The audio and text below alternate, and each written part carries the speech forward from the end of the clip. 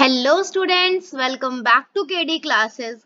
तो ये वीडियो होने वाली है क्लास 10th के स्टूडेंट्स के लिए, क्योंकि इस वीडियो में हम पढ़ने वाले हैं क्लास 10th की सोशल साइंस की बुक लोकतांत्रिक राजनीति का फर्स्ट लेसन। क्लास 10th में सोशल साइंस की 4 बुक्स होने वाली हैं, जिसमें कि एक है आपकी सिविक्स, और उसी का आज हम कंप्लीट चैप्टर पढ़ने वाले हैं, जिसका नाम है सत्ता की साझेदारी। सो ये वीडियो होने वाली है फॉर सेशन 2024 टू 2025 के लिए। सबसे पहले एक बार हम अपना सिलेबस देख लेते हैं कि इस सेशन में हमने इस बुक के कौन कौन से चैप्टर्स हैं जो कि कवर करने हैं, सो दैट हमारे लिए थोड़ा इजी हो जाए एक बार ये जानना कि हमें कितना पढ़ना है और हम कितना पढ़ रहे हैं। तो इस बुक का सबसे पहला लेसन है सत्ता की साझेदारी, सेकंड चैप्टर है संघवाद, थर्ड चैप्टर है जाति धर्म और लैंगिक मसले, फोर्थ चैप्टर है राजनीतिक दल, एंड फिफ्थ चैप्टर जो कि इस बुक का लास्ट लेसन है, जिसका नाम है लोकतंत्र के परिणाम। ये जो 5 चैप्टर्स हैं वो इस बुक के इस साल आने वाले हैं। यही 5 चैप्टर्स पिछले साल भी आए थे, जिसमें कि सिलेबस में कोई चेंज नहीं है। तो हमें पूरे के पूरे कंप्लीट 5 लेसन ही पढ़ने हैं इस साल भी। लेकिन इस वीडियो में हम पढ़ने वाले हैं इस क्लास का फर्स्ट लेसन, जो कि है सत्ता की साझेदारी। सो चलिए हम इस चैप्टर को स्टार्ट करते हैं। सो इस चैप्टर को स्टार्ट करने से पहले हम एक बार ब्रीफली ये जान लेते हैं कि सत्ता की साझेदारी से आप समझते क्या हैं या फिर उसका अभिप्राय क्या है। क्योंकि किसी भी चैप्टर को पढ़ने से पहले आपको उस चैप्टर का मतलब पता होना चाहिए, ताकि आपको उस चैप्टर को पढ़ने में, उस चैप्टर को समझने में या फिर उस चैप्टर की स्टोरी को जानने में थोड़ी आसानी हो। क्योंकि अगर आपको मतलब ही नहीं पता होगा तो फिर आप चैप्टर को समझेंगे ही कैसे। सो एक बार हम जान लेते हैं कि सत्ता की साझेदारी से आप क्या समझते हैं। सत्ता की साझेदारी से अभिप्राय एक ऐसी शासन व्यवस्था से है जिसमें समाज के प्रत्येक समूह और समुदाय की भागीदारी होती है। यानी कि सत्ता की साझेदारी से मतलब है एक एडमिनिस्ट्रेटिव सिस्टम से। यानी कि जैसे एक लोकतांत्रिक शासन व्यवस्था होती है, एक संघीय शासन व्यवस्था होती है। शासन व्यवस्था यानी कि एक कंट्री को चलाने के लिए, एक किंगडम को चलाने के लिए जैसे पहले राजा हुआ करते थे, तो हम कोई ना कोई तरीका अपनाते हैं।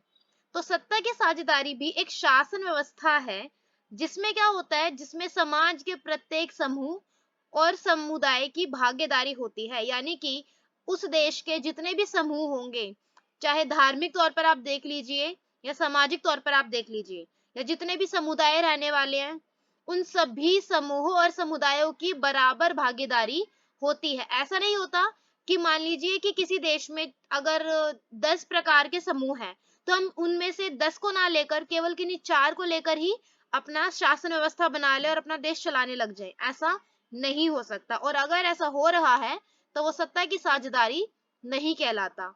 क्योंकि सत्ता की साझेदारी कहती है कि अगर आप कोई भी शासन कर रहे हैं, कोई भी आप शासन व्यवस्था चला रहे हैं, तो उसमें उस देश के सभी समूह और समुदाय बराबर भागीदार होने चाहिए, सबका इक्वल पार्टिसिपेशन उसके अंदर होना चाहिए। सो आई होप आपको इसका मतलब समझ आया होगा कि सत्ता की साझेदारी का मतलब होता क्या है। सो इस चैप्टर में, सत्ता की साझेदारी वाली चैप्टर में, हम 2 देशों के बारे में जानने वाले हैं। एक है बेल्जियम और दूसरा है श्रीलंका। बेल्जियम और श्रीलंका दोनों में ही सिचुएशन थोड़ी बहुत सिमिलर थी, लेकिन दोनों का ही तरीका बहुत डिफरेंट था इस सिचुएशन से बाहर निकलने का, और इसी चीज को हम पढ़ने वाले हैं इस लेसन के अंदर। तो सबसे पहले हम स्टार्ट करेंगे बेल्जियम की कहानी से, कि बेल्जियम है क्या, किस प्रकार का देश है, उसमें क्या सिचुएशन रही थी, कैसे उसने उस सिचुएशन से बाहर निकाला खुद को, क्या प्रॉब्लम्स थी जो कि वहां पर चल रही थी उस टाइम पर। ये सब हम इसमें पढ़ने वाले हैं बेल्जियम की कहानी में। स्टार्ट करते हैं हम इस टॉपिक को। सो बेल्जियम एक छोटा सा देश है। बेल्जियम क्या है, एक छोटा सा देश है जिसकी आबादी 1 करोड़ से थोड़ी सी अधिक है। यानी कि बेल्जियम क्या है, एक छोटा सा देश है। It's not a state. ये क्या है, एक छोटा सा देश है जिसकी आबादी यानी कि वहां की पॉपुलेशन कितनी है, 1 करोड़ से थोड़ी सी अधिक। 1 करोड़ कुछ ज्यादा नहीं होता, 1 करोड़ बहुत कम होता है। जैसे हम अगर हम इंडिया की बात करें तो हमारे स्टेट्स के अंदर ही 1 करोड़ से ज्यादा हो जाता है। ठीक है। तो अब देखिए यहाँ पर एक कंपैरिजन भी दे रखा है, यह हमारे हरियाणा राज्य से भी छोटा देश है। यानी कि हमारा तो अगर एक स्टेट से हम अपने कंपेयर कर रहे हैं कि हमारे यहाँ का एक स्टेट भी बेल्जियम से क्या है, बड़ा है। हमारे यहाँ के एक स्टेट हरियाणा जो कि ऑलरेडी बहुत छोटा एक स्टेट है, लेकिन वो भी क्या है, बेल्जियम से बड़ा है। हरियाणा की पॉपुलेशन भी क्या है, बेल्जियम से ज्यादा है। ये एक छोटा सा कंपैरिजन है हरियाणा और बेल्जियम के बीच में। ये कंपैरिजन भी किस लिए किया गया है, ये सिर्फ ये दिखाने के लिए किया गया है कि बेल्जियम क्या है, एक छोटा सा देश है जिसकी बहुत ही कम आबादी है। बेल्जियम की सीमा फ्रांस, नीदरलैंड, जर्मनी और लक्समबर्ग से लगती है। अब ये भी एक एमसीक्यू क्वेश्चन बन सकता है और बहुत इंपॉर्टेंट भी है कि जो बेल्जियम है, जैसे हम बोलते हैं ना कि इंडिया के पड़ोसी देश कौन से हैं, 7 पड़ोसी देश हैं जो कि इंडिया के कंसीडर किए जाते हैं, उसी तरीके से यहाँ पर हम 4 देशों के बारे में पढ़ते हैं जिनकी बाउंड्री, जिनकी जो सीमा है वो किसके साथ लगती है, बेल्जियम के साथ। तो बेल्जियम अपनी सीमाएं, बेल्जियम अपनी बाउंड्रीज कौन से 4 देशों के साथ शेयर करता है, फ्रांस के साथ, नीदरलैंड के साथ, जर्मनी के साथ और लक्समबर्ग के साथ। इंपॉर्टेंट है, याद रखिएगा। इस छोटे से देश के समाज की जातीय बनावट बहुत ही जटिल थी। यानी कि ये देश तो बहुत छोटा था, लेकिन इसका जो समाज था, जो इसकी सोसाइटी थी, वो बहुत ही ज्यादा, जो उसकी बनावट थी वो कैसी थी, जटिल थी। जटिल का मतलब क्या होता है, डिफिकल्ट, यानी कि इजी ना होना। वो हम पढ़ेंगे आगे कि कैसे डिफिकल्ट था। देश की जो कुल आबादी थी, कुल आबादी का 59% यानी कि 59% हिस्सा फ्लेमिश इलाके में रहता है। अगर हम बेल्जियम की बात करें तो यहाँ पर अभी 2 इलाकों की बात की जाएगी, एक फ्लेमिश इलाका है और एक दूसरा वेलोनिया। तो 59, अब किसकी बात की जा रही है, बेल्जियम की कंप्लीट जो पॉपुलेशन है उसकी, पूरी आबादी का लगभग 59% जो हिस्सा था वो कैसी एरिया में रहता था, फ्लेमिश इलाके में रहता है। और कौन सी भाषा बोलता है, डच भाषा। लेकिन 40% लोग वेलोनिया में रहते हैं और फ्रेंच भाषा बोलते हैं। देख रहे हैं ना, अभी हमने बोला था ना कि बेल्जियम जो देश है उसकी जो समाज की जो स्थिति है वो बहुत ही ज्यादा जटिल है। अब वो जटिल कैसे है, अब हम वही पढ़ रहे हैं कि क्या वहां पर क्या मुश्किलें थी, क्योंकि वहां पर विभिन्नताएं बहुत पाई जाती थी। कुछ लोग अलग भाषा बोलते हैं, कुछ लोग अलग भाषा बोलते हैं, तो कुछ परसेंट से ही क्या होने लगा था, अलग अलग भाषाएं लोग बोलने लगे थे और सब अपनी ही भाषा को क्या बोलते थे, प्रायोरिटी देते थे। बोलते थे कि हमारी भाषा सही है, हमारी भाषा के लोगों को ज्यादा अधिकार मिलने चाहिए, हमारी भाषा के लोगों को ही ज्यादा अधिकार मिलने चाहिए। ठीक है, तो 59% हिस्सा फ्लेमिश इलाके में रहता था और कौन सी भाषा बोलता था, डच भाषा बोलता था। और 40% लोग जो थे वो वेलोनिया में रहते हैं और फ्रेंच भाषा बोलते हैं, यानी कि 59% लोग बोलते हैं डच भाषा और 40% लोग बोलते हैं फ्रेंच भाषा। और बचा हुआ जो 1% है वो लोग क्या लैंग्वेज बोलते हैं, वो बोलते हैं जर्मन। अब बेल्जियम की जो राजधानी थी उसका नाम क्या है, ब्रुसेल्स। याद रखिएगा, बेल्जियम की राजधानी का नाम क्या है, ब्रुसेल्स। अब ब्रुसेल्स के अंदर जैसे हमारी इंडिया की जो वो है कैपिटल है वो है दिल्ली। अब पूरे कंट्री को अलग से डिस्क्राइब करते हैं और उसकी स्टेट को अलग से डिस्क्राइब करते हैं, ऐसे सेम सिचुएशन यहाँ पर भी है। हमने कुल आबादी का बता दिया, कुल आबादी का 59% जो हिस्सा है वो फ्लेमिश इलाके में रहता है और डच लैंग्वेज बोलता है। 40% लोग जो है वो वेलोनिया में रहते हैं और फ्रेंच भाषा बोलते हैं और 1% लोग जो है वो जर्मन बोलते हैं। लेकिन अगर हम बात करें बेल्जियम की राजधानी की तो वहां पर क्या सिचुएशन थी वो देखते हैं। ब्रुसेल्स के 80% लोग फ्रेंच बोलते हैं। ब्रुसेल्स में क्या है, 80% लोग फ्रेंच बोलते हैं और 20% लोग डच भाषा बोलते हैं। यानी कि अब देखिए यहाँ पर उल्टा है, टोटल पॉपुलेशन में जो है वो डच भाषा बोलने वाले ज्यादा लोग हैं। टोटल पॉपुलेशन में डच भाषा बोलते हैं 59% लोग, लेकिन राजधानी ब्रुसेल्स में डच भाषा बोलने वाले कितने लोग हैं, केवल 20%। ऐसे ही कुल आबादी का 40% लोग जो है वो फ्रेंच भाषा बोलते हैं, लेकिन अगर हम ब्रुसेल्स की राजधानी की बात करें तो यहाँ पर फ्रेंच बोलने वाले ज्यादा लोग हैं, वो भी कितने ज्यादा, 80%। और जो मेन कहानी है ना, वो इन फ्रेंच बोलने वाले और इन डच बोलने वाले लोगों के बीच में ही है। अल्पसंख्यक फ्रेंच भाषी लोग तुलनात्मक रूप से ज्यादा समृद्ध और ताकतवर रहे हैं। ऐसा हम हमेशा हिस्ट्री में देखते आए हैं कि जिन लोगों की संख्या कम होती है, वही लोग, यानी कि जो अमीर लोग होते हैं या फिर जो समृद्ध लोग होते हैं, उनकी संख्या हमेशा स्टार्टिंग से कम ही रहती है, और जो गरीब लोग या फिर जो मिडिल क्लास लोग होते हैं, उनकी जनसंख्या हमेशा से ही ज्यादा रहती है। सेम सिचुएशन इनके साथ भी है कि फ्रेंच बोलने वाले जो लोग हैं वो कम है, लेकिन फ्रेंच बोलने वाले लोग ही क्या हैं, ज्यादा समृद्ध हैं और ताकतवर भी यही है। बहुत बाद में जाकर आर्थिक विकास और शिक्षा का लाभ पाने वाले डच भाषी लोगों को इस स्थिति से नाराजगी थी। इसके चलते 1950 और 1960 के दशक में फ्रेंच और डच बोलने वाले समूहों के बीच तनाव बढ़ने लगा। अब क्या होने लगा था, अब बात आती है 1950 से 1960 की। 1950 से 1960 के दशक के बीच में क्या होने लगा था, फ्रेंच और डच बोलने वाले लोगों के बीच में जो इनकी सिचुएशन थी वो और भी ज्यादा तनावपूर्ण होने लगी थी। ये दोनों के बीच में एक दूसरे के रिश्ते खराब होने लगे थे। अब ये दोनों ही एक दूसरे को पसंद नहीं करते थे। फ्रेंच वाले चाहते थे कि डच वालों की ना सुनी जाए, और डच वाले चाहते थे कि फ्रेंच वालों की ना सुनी जाए। अब देखिए, जो फ्रेंच वाले हैं वो अमीर भी रहे हैं और ये ताकतवर भी रहे हैं, लेकिन जब डच बोलने वाले लोगों को भी थोड़ी बहुत शिक्षा दी गई और इनको भी इनका आर्थिक विकास किया गया, तब इनके मन में भी एक बात आ गई कि हाँ भाई, अब तक तो हमारे साथ गलत होता आ रहा है, और अब इस चीज के लिए क्या होने लगे, नाराज होने लगे कि हमारे साथ गलत होता आ रहा है। अगर डच बोलने वाले ज्यादा लोग हैं तो डच लोगों की ही ज्यादा सुनी जानी चाहिए, और एक देश की जो शासन व्यवस्था है उसमें डच बोलने वाले लोगों की ही ज्यादा भागीदारी होनी चाहिए। अब डच बोलने वाले लोग ऐसा बोलने लगे, लेकिन फ्रेंच बोलने वाले लोग जो कि ताकतवर भी है और अमीर भी है, अब ये क्यों सुनने लगे डच वालों की। बस अब यहीं से स्टार्ट हो जाता है इन दोनों के बीच में तनाव पैदा होना। और इस सिर्फ इनके बीच में तनाव पैदा होने का एक ही रीजन था, जो था इनकी लैंग्वेज में डिफरेंस, कि ये दोनों ही अलग लैंग्वेज बोलते थे, सिर्फ ये फर्क था, जिसके चलते इनके बीच में रिश्ते और भी ज्यादा धीरे धीरे करके खराब होने लगे। लेकिन शुरुआत का कारण सिर्फ यही था।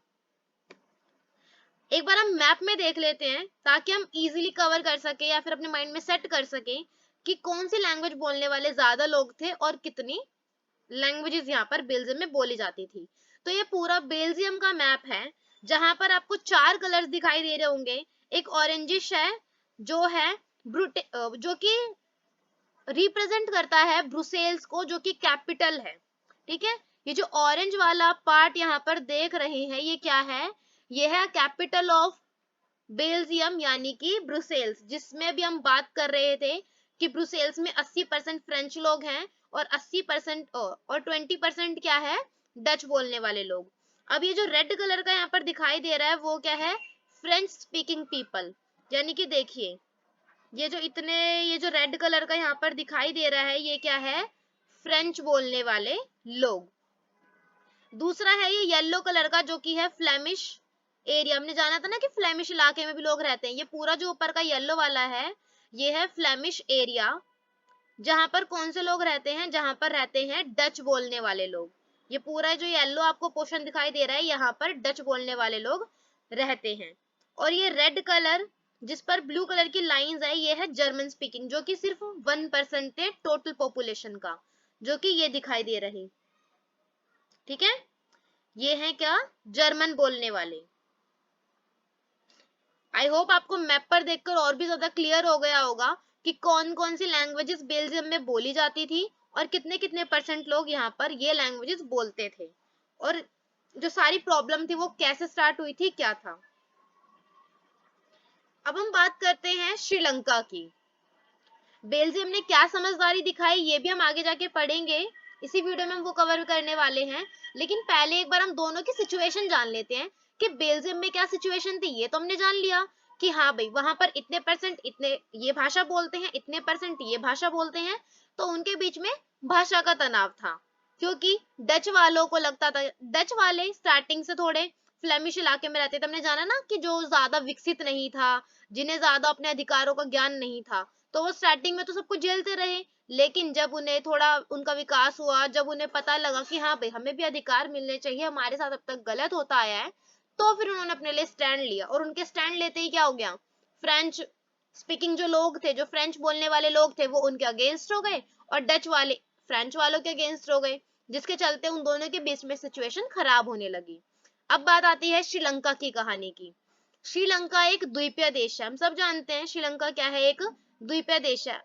इफ यू ऑल रिमेम्बर, ये जैसे कि हम इंडिया के मैप की अगर हम बात करते हैं, तो इंडिया के जो साउथ में, ये जो साउथ वाला जो एरिया है, इसमें इसके साथ ही छोटा छोटा छोटा छोटा करके जो एक बीच में बना हुआ है डिस्टेंस सा, यहाँ पर जो ये एरिया है, यही क्या है, श्रीलंका। क्या है, श्रीलंका है।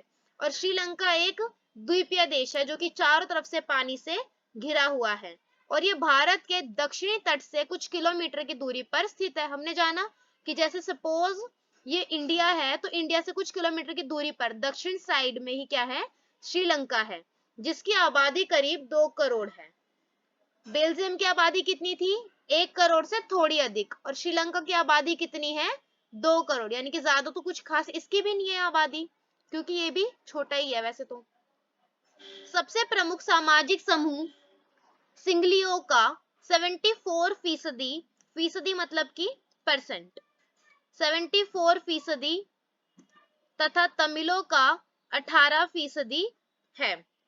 अब देखिए, अब श्रीलंका की अगर हम बात करें, जैसे हमने बेल्जियम का जाना, बेल्जियम में ज्यादा लैंग्वेज कौन से परसेंट, मतलब कि कौन सी भाषा ज्यादा बोली जाती थी, तो वो थी डच भाषा। ठीक है, कि डच भाषा वहां पर ज्यादा बोली जाती थी। ऐसे अगर हम श्रीलंका की बात करें, तो श्रीलंका में कौन सा समूह जो था उसकी संख्या ज्यादा थी, तो वो थे सिंघली। कौन थे, सिंघली। श्रीलंका में सिंगली जो समूह था, वो टोटल पॉपुलेशन का कितना था, 74%, यानी कि टोटल पॉपुलेशन में से 74% कौन थे, सिंगली थे, तथा तमिलों का 18%। और 74% लोग तो थे सिंगली, लेकिन 18% लोग कौन थे, तमिल। सुना होगा आप लोगों ने तमिल, इंडिया के साउथ में भी रहते हैं।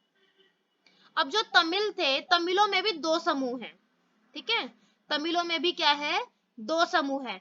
74% है सिंगली समुदाय, सिंगली समूह, और 18% है तमिल। अब जो तमिल है वो भी 2 प्रकार के हैं, एक है श्रीलंकन तमिल, श्रीलंकाई मूल के तमिल, जो कि है 13%। अब देखिए, मैं आपको इस लैंग्वेज में बता देती हूँ कि जो तमिल है, तमिलों के भी 2 समूह थे, यानी कि जो तमिल थे उन्हें भी उन्होंने वैरायटी बना रखी थी 2 प्रकार की। एक तो थे श्रीलंकन तमिल, यानी कि जो फ्रॉम द स्टार्टिंग श्रीलंका में ही रहे हैं, श्रीलंका में ही उनके पूर्वज रहे होंगे, फिर जो भी रहे होंगे उनका जन्म हुआ है, और वहीं पर उनकी स्टार्टिंग होते होते होते अब वो श्रीलंका में ही रह रहे हैं। तो ये तो हो गए श्रीलंकन तमिल, जो कि श्रीलंका के ही हैं। ठीक है, जो कहीं से आकर श्रीलंका में नहीं रह रहे, जिनका जन्म ही श्रीलंका में हुआ था। और ऐसे लोग कितने थे, 13% लोग। और दूसरे तमिल कौन से थे, हिंदुस्तानी तमिल, जो औपनिवेशिक शासन काल में बागानों में काम करने के लिए भारत से लाए गए लोगों की संतान है। अब औपनिवेशिक शासन काल, जब अंग्रेज भारत पर राज कर रहे थे, तो उस टाइम पर उन्होंने क्या करा था, वो हिंदुस्तान से कुछ लोगों को, हिंदुस्तान के साउथ वाले एरिया से कुछ लोगों को उठाकर ले गए थे। कहाँ ले गए थे, श्रीलंका में। उन्होंने यहाँ पर से लोग उठाए और यहाँ पर श्रीलंका में ले जाकर उनको बसा दिया। क्यों ले जाकर बसा दिया, क्योंकि वो वहां पर श्रीलंका में उनसे बागानों में काम करवाना चाहते थे। बागान बगीचे हुआ करते थे ना, वहां पर वो उनसे अपने बागानों में काम करवाना चाहते थे। इसलिए ब्रिटिशर्स ने क्या करा था, अंग्रेजों ने हिंदुस्तान से लोगों को उठाया और श्रीलंका में लेकर चले गए। ठीक है, अब ऐसे लोग जो पहले हिंदुस्तान में रहते थे लेकिन बाद में जाकर वो श्रीलंका में रहने लगे, तो ऐसे लोगों को क्या बोला जाने लगा, हिंदुस्तानी तमिल। आई होप आपको समझ आया होगा कि एक तो थे श्रीलंकन तमिल और दूसरे थे हिंदुस्तानी तमिल। हिंदुस्तानी तमिल वो जो कि पहले हिंदुस्तान में रहते थे, लेकिन फिर बाद में उन्हें श्रीलंका भेज दिया गया था काम के चक्कर में। अधिकतर सिंगली भाषी लोग बौद्ध हैं, जबकि तमिल भाषी लोगों में कुछ हिंदू हैं और कुछ मुसलमान। अभी देखिए, हमने दो समूहों के बारे में जाना, जैसे वहां पर बेल्जियम में दो कौन सी भाषाएं थी बेसिकली, एक डच थी और एक फ्रेंच थी। ऐसे करके श्रीलंका में भी दो समूह हैं। कौन से? एक है सिंगली और एक है तमिल। अब जो सिंगली लोग हैं वो बौद्ध को मानते थे, बौद्ध जी को मानते थे, ठीक है। सिंगली जो लोग हैं, सिंगली भाषी लोग जो कि सिंगली लैंग्वेज बोलते थे, इनका समूह भी सिंगली ही कहलाता था। ये कौन से भगवान को मानते थे? बौद्ध जी को मानते थे। लेकिन जो तमिल भाषी लोग हैं वो कुछ तो हिंदू होते थे और कुछ मुसलमान हुआ करते थे, ठीक है। यानी कि तमिल भाषी लोग बौद्ध धर्म में बिलीव नहीं करते थे। तमिल भाषी लोग या तो हिंदुइज्म में बिलीव करते थे या फिर इस्लाम में। यहाँ की आबादी में ईसाई लोगों का हिस्सा 7% है और वे सिंगली और तमिल दोनों भाषाएं बोलते हैं। यानी कि कुछ ऐसे भी लोग हैं जो कि सिंगली भाषा भी बोलते हैं और तमिल भाषा भी बोलते हैं, लेकिन वो सिर्फ कितने परसेंट है? 7%, ठीक है। अब एक बार हम इसका भी मैप देख लेते हैं, कम्युनिटीज ऑफ श्रीलंका। अब यहाँ पर भी आपको चार कलर्स दिखाई दे रहे होंगे, एक ऑरेंज, एक येलो, एक रेड एंड एक ब्लू। जो इतना सारा आपको जो ये ऑरेंज ऑरेंज करके दिखाई दे रहा है, ये सारा जो भी ऑरेंज आपको, सॉरी ये रेड नहीं, ये जो भी आपको ऑरेंज ऑरेंज दिखाई दे रहा है वो सारा क्या है? सिंगलीज है। यानी कि सिंगली भाषी या फिर सिंगली समूह के जो लोग हैं वो इतने सारे, देखिए मोस्टली श्रीलंका में तो वही बसे हुए हैं, ठीक है। एंड येलो कलर के जो दिखाई दे रहे हैं वो है श्रीलंकन तमिल। अब ये येलो येलो बॉर्डर्स पर जो आपको येलो येलो दिखाई दे रहा है वो कौन है? वो है श्रीलंकन तमिल, जो कि स्टार्टिंग से ही श्रीलंका में रहते हैं ऐसे तमिल भाषी लोग। और रेड कलर के जो ये आपको दिखाई दे रहे हैं, रेड कलर इस पे चल नहीं रहा बट आपको बहुत लाइट दिख रहा है, पर दिख रहा होगा शायद आपको। ये जो रेड कलर, ये जो आपको छोटा छोटा दिखाई दे रहा है स्पॉट्स की तरह, ये कैसे है? ये है लोग इंडियन तमिल, जो कि पहले इंडिया में रहते थे लेकिन बाद में इन्हें ट्रांसफर कर दिया गया था श्रीलंका के अंदर, और अब ये वहीं पर एज अ श्रीलंकन रहते हैं। और ब्लू कलर के जो आपको दिखाई दे रहे हैं ये कौन है? मुस्लिम लोग, जो कि सिंगली भी बोल लेते हैं और तमिल भी बोल लेते हैं। अब हम जानते हैं श्रीलंका में बहुसंख्यकवाद, दोनों ही देशों में क्या सिचुएशन थी ये तो हमने जान लिया, लेकिन अब हम धीरे धीरे करके जो टॉपिक्स आने वाले हैं हम उन्हें कवर करेंगे। लोकतांत्रिक रूप से निर्वाचित सरकार ने सिंगली समुदाय की पराभूत कायम करने के लिए अपनी बहुसंख्यक परिस्थिति के तहत कई कदम उठाए। अब यहाँ पर एक प्रॉब्लम क्या हुई थी, अगर हम देखें तो श्रीलंका में बहुसंख्यकवाद चला रखा था इन लोगों ने, कि जिसकी संख्या ज्यादा होगी उसके ही हिसाब से इन्होंने सारे रूल्स एंड रेगुलेशंस बना रखे थे, कि जो देश चल रहा है, कहने को यहाँ पर लोकतंत्र है लेकिन फिर भी जिसकी संख्या ज्यादा है, जिसकी जनसंख्या ज्यादा है, उसके हिसाब से इन्होंने सारे नियम कानून बना रखे थे। इन्होंने जैसे कि अब क्या क्या इन्होंने कर रखा था, अब सिंगली ज्यादा है तो इन्होंने क्या कर रखा था? सिंगलियों के हिसाब से ही कर रखा था सब काम। पहला तो इन्होंने सिंगली को एकमात्र राजभाषा घोषित कर दिया। इन्होंने क्या कर दिया था? सिंगली को ही एकमात्र एकमात्र राजभाषा घोषित कर दिया था। अब आप ये सोचिए कि अगर किसी एक लैंग्वेज को, अगर सपोज इंडिया में भी ऐसा कर दिया जाए, इंडिया में इतनी सारी लैंग्वेजेस बोली जाती हैं, लेकिन अगर इंडिया में भी ऐसा कर दिया जाए कि किसी एक लैंग्वेज को ही डिक्लेयर कर दिया जाए कि आप सब इसी लैंग्वेज को मान्यता देंगे, यही हमारे देश की लैंग्वेज है, तो बाकी लैंग्वेज बोलने वालों को तो बहुत बुरा लगेगा कि भाई हमारी लैंग्वेज की तो यहाँ पर कोई वैल्यू है ही नहीं। तो सेम ऐसा हो रहा था तमिल लोगों के साथ भी, क्योंकि सिंगली सिंगली सिंगली इतना ज्यादा होने लगा था, सब कुछ उनके हिसाब से चल रहा था, ये अपनी दादागिरी चला रहे थे, तो तमिलों को भी बुरा लगने लगा था और सिंगली को क्या कर दिया था? राजभाषा भी घोषित कर दिया था। विश्वविद्यालय, जो कॉलेजेस होते हैं, और सरकारी नौकरियों में सिंगलियों को प्राथमिकता देने की नीति भी चली। भाई सिंगली एक तो इनकी पॉपुलेशन ज्यादा है, ऊपर से आप इन्हीं लोगों को, अब देखिए ये अल्पसंख्यक तो है नहीं कि आप लोग इन्हें बचाने की कोशिश कर रहे हैं, इनकी संख्या तो कितनी ज्यादा है, 74% लोग हैं ये, आधे से भी ज्यादा, उससे भी ज्यादा, ठीक है। लेकिन फिर भी आप इन्हीं के अकॉर्डिंग काम कर रहे हैं, इन्हीं को आप सारे विशेष अधिकार दे रहे हैं, तो ये बात तो है गलत।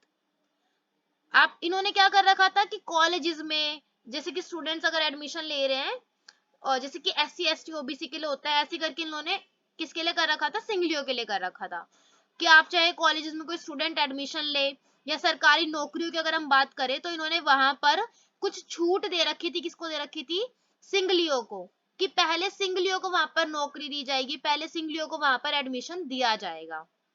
श्रीलंकन तमिलों ने अपनी राजनीतिक पार्टियां बनाई। अब जाहिर सी बात है कि जब इनकी सरकार तो सुन नहीं रही इनकी, तो इन्होंने क्या करा, इन्होंने अपनी ही खुद राजनीतिक पार्टियां बनाना स्टार्ट कर दिया कि अब हम इनके खिलाफ क्या करेंगे, अपनी एक पार्टी को खड़ा करेंगे, फिर हम अपने अधिकार अपने हिस्से अपने ही तरीके से इनसे निकलवा लेंगे, क्योंकि ये नॉर्मली तो हमारी बात सुन नहीं रहे हैं। तो श्रीलंकन तमिलों ने क्या करा, अपनी राजनीतिक पार्टियां बनाई और तमिल को राजभाषा बनाने, क्षेत्रीय स्वायत्तता हासिल करने तथा शिक्षा और रोजगार में समान अवसरों की मांग को लेकर संघर्ष किया। देखिए, अब इन्होंने जो अपनी राजनीतिक पार्टी बनाई, इन्होंने इसलिए नहीं बनाई कि भाई हाँ तुम लोगों ने सिंगलियों को प्राथमिकता दे रखी है, तो अब तुम क्या करो, तुम सिंगलियों की प्राथमिकता खत्म कर दो और सारी प्राथमिकता हमें दे दो, यानी कि अब सारी जितने भी अधिकार हैं, जितने भी छूट दे रखे वो सारी हमें दे दो। ऐसा नहीं था। इन्होंने, इनकी मांग क्या थी कि सब कुछ बराबर बराबर होना चाहिए, ठीक है।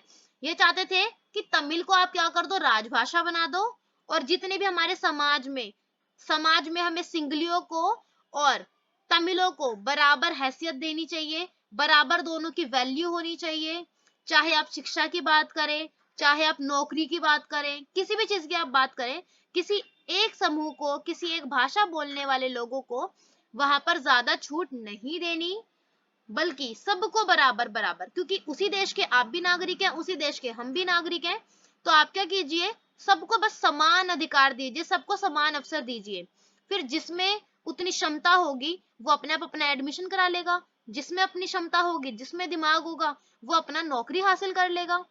आप खुद से किसी को कुछ परोस कर मत दीजिए, ये कहना था किनका, तमिलों का।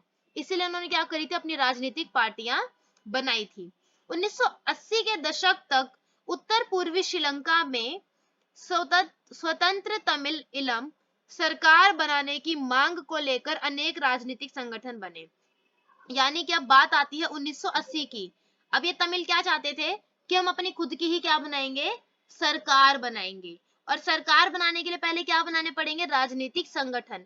इसलिए इन्होंने 1980 के दशक तक क्या किया था, उत्तर पूर्वी इलाकों में बहुत से राजनीतिक संगठन बनाए थे, ताकि ये धीरे धीरे करके अपने आप को इतना ज्यादा स्ट्रॉन्ग कर ले कि एक टाइम पर फिर खुद इलेक्शन में खड़े हो जाए और जीत जाए। शीघ्र ही यह टकराव गृह युद्ध में परिणत हुआ। अब आप सोचिए कि जैसे कि अब तमिल जो है वो राजनीतिक पार्टियां बना रहे हैं, बराबरी की मांग रख रहे हैं, तो ऐसे में क्या सिंगली शांत रहे होंगे? Obviously not. सिंगलियों से उनकी प्राथमिकता छिन जाएगी, जितने अधिकार उन्हें अभी मिले हुए हैं फिर वो दोनों को बराबर मिल जाएंगे। तो ऐसा होगा, कोई चाहेगा ऐसा? नहीं चाहेगा भाई, जाहिर सी बात है। तो ऐसे में सिंगली क्या होने लगे थे, वो तमिलों के खिलाफ होने लगे थे। तमिलों की जितनी भी मतलब जो राजनीतिक पार्टियां थी उनके खिलाफ जाने लगे थे। बेसिकली ये दोनों ही एक दूसरे के खिलाफ सारे काम करने लगे थे। अब तमिल इनके खिलाफ, ये तमिलों के खिलाफ, ठीक है। अब धीरे धीरे करके ये जो टकराव था वो किसमें बदल गया, गृह युद्ध में। और ये सबको पता है कि श्रीलंका में करीबन 8 सालों तक क्या चला था, गृह युद्ध चला था, ठीक है। गृह युद्ध क्या होता है, गृह युद्ध एक ऐसी स्थिति होती है जब हमारे खुद के देश के अंदर ही हमारी जनता के बीच में क्या होता है, सिचुएशन खराब होने लगती है, लड़ाइयाँ झगड़े होने लगते हैं, ठीक है। ये युद्ध कोई बाहरी युद्ध नहीं होता, कोई दूसरा देश हम पर आक्रमण नहीं करता, लेकिन हमारे खुद के देश में ही हमेशा लड़ाई झगड़े दंगे चलते रहते हैं। और अगर टाइपिंग में थोड़ी सी भी कोई मिस्टेक हो जाए, आई नो मुझसे हो जाती है, सो प्लीज आप उसे इग्नोर कर दीजिएगा, क्योंकि हिंदी टाइपिंग में थोड़ी बहुत मिस्टेक चल जाती है। अब हमने ये जाना कि भाई श्रीलंका ने क्या करा था, श्रीलंका ने कुछ गलत कदम उठाए थे, जैसे कि उसने क्या कर दिया था, उसने सिंगली को राजभाषा घोषित कर दिया था, और दूसरा विश्वविद्यालयों में और रोजगारों में यानी कि नौकरियों में क्या कर दिया था, सिंगलियों को प्राथमिकता दे दी थी, जिसके चलते तमिल भड़क गए थे, और तमिल भड़के तो क्या होने लगा भाई, दोनों के बीच सिचुएशन खराब होने लगी। लेकिन ऐसे में अगर हम बात करें बेल्जियम की, तो बेल्जियम ने क्या करा, समझदारी दिखाई। बेल्जियम ने क्या करा, समझदारी दिखाई। अब बेल्जियम ने क्या समझदारी दिखाई, अब हम ये जानेंगे। सो ये स्टार्ट करते हैं इस टॉपिक को। 1970 से लेकर 1933 के बीच बेल्जियम के संविधान में 4 संशोधन सिर्फ इसी बात के लिए किए गए कि देश में रहने वाले किसी भी आदमी को बेगानेपन का एहसास ना हो। यानी कि जैसे कि हो रहा था ना कि डच वाले अपने आप को ऐसा फील कर रहे थे कि यार नहीं, फ्रेंच वाले तो सिर्फ अपना अपना चलाते हैं, क्यों, क्योंकि वो ताकतवर भी हैं और वो संपन्न भी है, समृद्ध भी है, उनके पास पैसा भी है। हमारे पास पैसा नहीं है, हमारा विकास देर से हुआ, हमें अपने अधिकारों के बारे में नहीं पता, तो ये लोग हमें क्या करने की कोशिश करते हैं, दरकिनार करने की कोशिश करते हैं। ठीक है, तो इन्होंने क्या करा भाई, इन्होंने दिखाई समझदारी कि भाई इन्होंने ऐसा फील करा कि हमारे देश के लोगों को ऐसा लग रहा है कि भाई हमारे साथ गलत हो रहा है, तो अब हम उस गलत चीज को ठीक कर देंगे। और इन्होंने उस गलत चीज को ठीक करने के लिए क्या करा, 1970 से लेकर 1993 के बीच में बेल्जियम का जो संविधान है उसके अंदर 4 संशोधन किए। संशोधन मतलब बदलाव, यानी कि 4 बदलाव किए। और 4 बदलाव भी क्यों किए, ताकि किसी को बेगानेपन का एहसास ना हो। बेगानेपन यानी कि किसी को ये ऐसा एहसास ना हो कि भाई हमारी तो कोई वैल्यू ही नहीं है, ये हम इस देश में रहते तो हैं लेकिन सिर्फ नाम नाम के लिए, किसी को ऐसा ना लगे, और सभी मिलजुल कर रह सके। इसलिए इन्होंने क्या करा, अपने संविधान में बदलाव किए। अब बेल्जियम के मॉडल की कुछ मुख्य बातें। बेल्जियम का जो मॉडल था संविधान का, उसकी क्या मुख्य बातें थी, ठीक है, जो कि उसने क्या चेंजेस किए थे, ठीक है, उसने क्या चेंजेस किए थे जिसके चलते फिर डच और फ्रेंच के बीच में जो तनाव थे वो गृह युद्ध में नहीं बदले श्रीलंका की तरह, और वो जो तनाव थे वो धीरे धीरे करके सुलझते चले गए और बेल्जियम की स्थिति सुधर गई, ना कि श्रीलंका की तरह कि सब कुछ गलत कर दिया और वहां पर फिर क्या होने लगा, गृह युद्ध ही छिड़ गया। और गृह युद्ध कोई छोटी मोटी लड़ाई नहीं होती। तो सबसे पहली बात, संविधान में इस बात का स्पष्ट प्रावधान है कि केंद्रीय सरकार में डच और फ्रेंच भाषी मंत्रियों की संख्या समान रहेगी। अब जैसे कि श्रीलंका ने क्या कर दिया था कि भाई विश्वविद्यालयों के अंदर या जो रोजगार है उसमें हम क्या करेंगे, सिंगलियों को प्राथमिकता देंगे। लेकिन इन्होंने क्या समझदारी दिखाई, इन्होंने क्या कर दिया कि जो केंद्र सरकार जो बनेगी, जो केंद्र सरकार के जो इलेक्शन होंगे उसमें इन्होंने क्या कर दिया कि डच बोलने वाले लोग भी और फ्रेंच बोलने वाले लोग भी, टोटल जितने मंत्री होते हैं ना उसमें इन दोनों की संख्या समान रहेगी। यानी कि अगर मान लीजिए डच बोलने वाले 20 मंत्री हैं तो फ्रेंच बोलने वाले भी 20 मंत्री रहेंगे ही रहेंगे, ताकि किसी एक को भी ऐसा ना लगे कि हमारी वैल्यू नहीं समझी जा रही और दूसरे की वैल्यू समझी जा रही है, या दूसरे को ही ज्यादा महत्व दिया जा रहा है। ब्रुसेल्स, ब्रुसेल्स क्या है, ब्रुसेल्स है बेल्जियम की राजधानी। ब्रुसेल्स में अलग सरकार है, ठीक है, बेल्जियम में क्या है कि पूरे अलग, जैसे होता है ना state government and central government, ऐसे करके है कि पूरे देश के लिए तो केंद्र सरकार है, जहां पर डच मंत्री और फ्रेंच मंत्री दोनों ही क्या होंगे, बराबर बराबर होंगे। लेकिन अगर हम बात करें ब्रुसेल्स की, तो ब्रुसेल्स में अलग सरकार है और इसमें दोनों समुदायों का समान प्रतिनिधित्व है। यानी कि यहाँ पर भी यही सेम चीज है कि चाहे केंद्रीय सरकार हो चाहे ब्रुसेल्स की सरकार हो, दोनों ही जगह अब सभी भाषा बोलने वाले लोग क्या होंगे, बराबर बराबर होंगे। डच, फ्रेंच और जर्मन बोलने वाले समुदायों द्वारा चुनी गई सामुदायिक सरकार का प्रावधान जिसे संस्कृति, शिक्षा और भाषा जैसे मसलों पर फैसले लेने का अधिकार हो। अब क्या करा गया है कि डच वाले भी, फ्रेंच वाले भी और जर्मन वाले भी, तीनों ही लोग जो होंगे, यानी कि तीनों ही भाषा बोलने वाले लोग, यानी कि मंत्री होंगे सरकार के अंदर, और तीनों ही भाषा बोलने वाले जो लोग होंगे वो डालेंगे वोट। तो ऐसे में क्या होगा, सबकी समान हिस्सेदारी होगी, सब मिलकर क्या करेंगे, अपनी संस्कृति, अपनी शिक्षा और भाषा के जितने भी मामले होंगे उन सब पर फैसले लेंगे। अब कोई डच वाला आकर सिर्फ अपना फैसला नहीं सुनाएगा, सिर्फ कोई फ्रेंच वाला आकर अपना फैसला नहीं सुनाएगा, अब सब मंत्री जितने भी होंगे मिलकर क्या करेंगे, फैसला लेंगे। सत्ता की साझेदारी क्यों जरूरी है? अब सत्ता की साझेदारी क्या है ये तो हमने पढ़ लिया, हमने चैप्टर की स्टार्टिंग इसी से की थी, लेकिन अब सत्ता की साझेदारी जरूरी क्यों है? सत्ता का बंटवारा ठीक है क्योंकि इसमें विभिन्न सामाजिक समूहों के बीच टकराव का अंदेशा कम हो जाता है। अगर आप सत्ता का बंटवारा, सत्ता मतलब कि पावर यानी कि शासन, अगर आप शासन को ही बांट देंगे, पावर को ही बांट देंगे, किसी एक जने के हाथ में नहीं रखेंगे, तो इससे क्या होगा, अगर मान लीजिए आप किसी एक ही समूह के हाथ में रख देंगे तो इससे एक डर पैदा ये हो सकता है कि बाकी लोग आपके खिलाफ जा सकते हैं। लेकिन अगर सब कुछ बराबर बराबर बट रहा है तो फिर उसमें तो कोई कुछ खिलाफ आपके जाएगा ही नहीं, और ऐसे में टकराव या फिर तनाव की स्थिति उत्पन्न होने के चांसेस कम हो जाते हैं। सत्ता की साझेदारी दरअसल लोकतंत्र की आत्मा है, यानी कि अगर किसी देश में लोकतंत्र चलाना है तो उसके लिए सत्ता की साझेदारी होना जरूरी है, वरना अगर सत्ता की साझेदारी नहीं होगी तो वो लोकतंत्र कहलाएगा ही नहीं और वो लोकतंत्र चल भी नहीं सकता, क्योंकि लोकतंत्र का मतलब ही क्या है, जहां पर सबको समानता स्वतंत्रता मिले, सबसे सबकी बराबर हिस्सेदारी हो। लेकिन अगर आप किसी एक ही समूह के हाथ में सब कुछ रख देंगे तो फिर वो लोकतंत्र हुआ ही कैसा, जहां बाकी लोगों से उनकी राय नहीं ली जा रही, बाकी लोगों से कुछ पूछा नहीं जा रहा। लोकतंत्र का मतलब ही होता है कि जो लोग शासन व्यवस्था के अंतर्गत हैं इनके बीच की सत्ता को बांटा जाए और ये लोग इसी ढर्रे से रहे। यानी कि लोकतंत्र का मतलब ही क्या होता है कि पावर को किसी एक इंसान के या किसी एक समूह के हाथ में ना रखना, बल्कि शासन व्यवस्था के अंतर्गत क्या करें भाई, पावर को बांट दिया जाए। ठीक है, पावर को कुछ लोगों में नहीं बल्कि कुछ संस्थाओं में या सभी लोगों के बीच में बांट दिया जाए ताकि फिर सभी लोग बराबरी से चल सकें। सत्ता की साझेदारी के रूप, अब सत्ता की साझेदारी होती क्या है, ये जरूरी क्यों है ये तो जान लिया, लेकिन इसके रूप क्या है? जैसे कि हर देश में अपना अलग अलग तरीका होता है ना देश चलाने का, ऐसे करके अब हम पढ़ेंगे कि सत्ता की साझेदारी के रूप क्या है।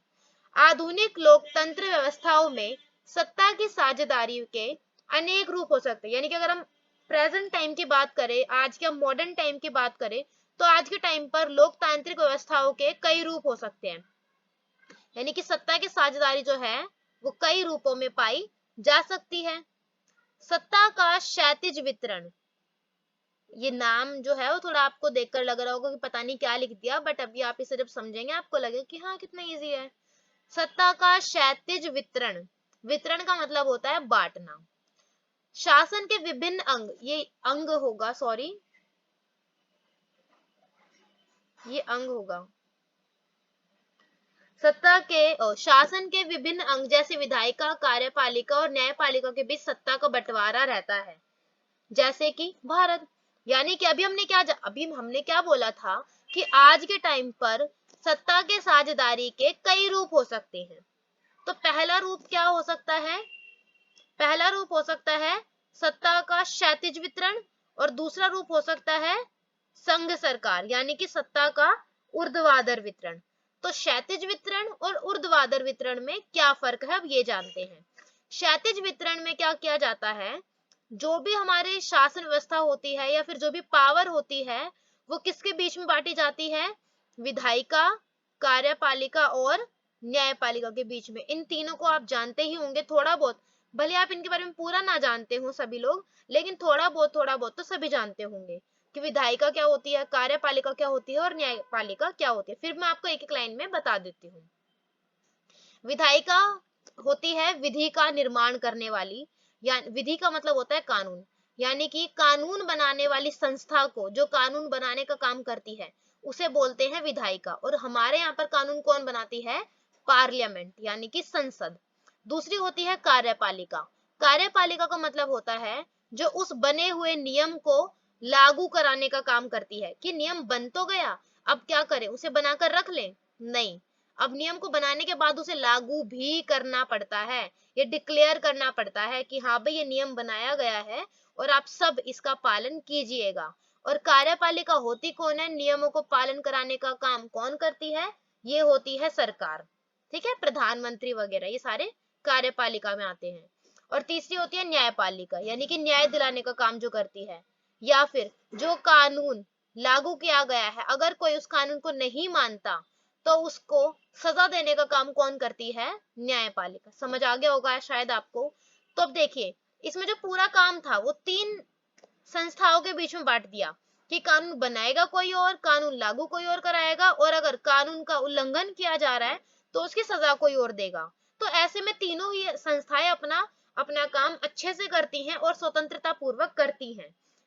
इसी सिस्टम को, इसी शासन व्यवस्था को क्या बोला जाता है? सत्ता का क्षैतिज वितरण। और कहां पर हमें ये देखने को मिलता है? ये हमें एग्जाम्पल देखने को मिलता है भारत के अंदर।